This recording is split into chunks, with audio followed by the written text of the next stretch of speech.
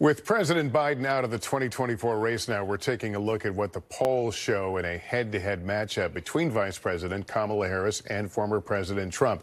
NBC News national political correspondent Steve Kornacki joins me now to kind of walk us through it all. Steve?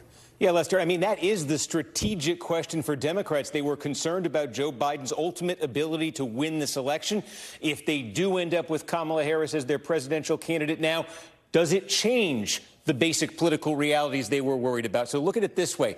This is the average of all of the national polls conducted since that debate at the end of June that started all of this. And you see the average, Biden trailing Trump by 2 points nationally. Of course, very significant, not just that Biden was behind, but if you went back 4 years to 2020, there really was no point in the entire campaign when Biden trailed Trump in the national average. So that made that even more significant. But okay, since that debate, these polls have also started to ask, well, what about Kamala Harris as the Democratic nominee, offering respondents that choice as well. In the polls that have tested both of them, here's the average for Harris versus Trump.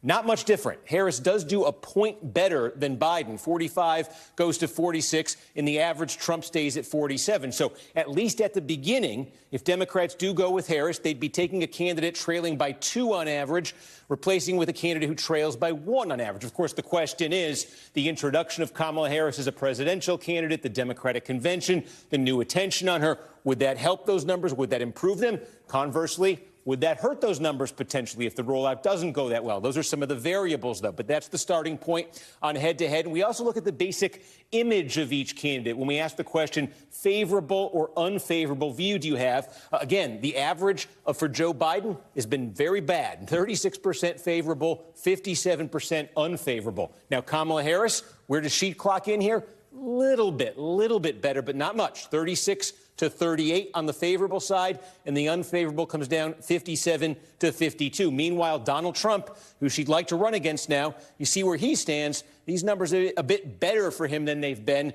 in the past. 41% favorable, 55 unfavorable. And again, whether it's Kamala Harris or if it happens to be anybody else, whoever emerges as the Democratic candidate, just the basic challenge they're facing is this. Here is the road to 270 electoral votes, and you see the 6 core swing states right here that are expected to decide the presidency.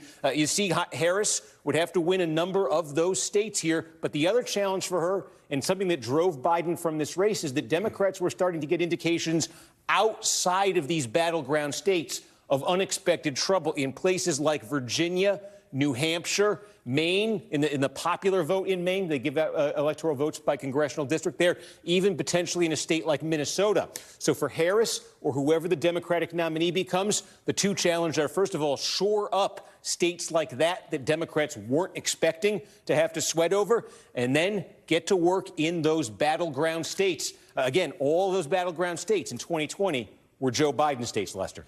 Thanks for watching.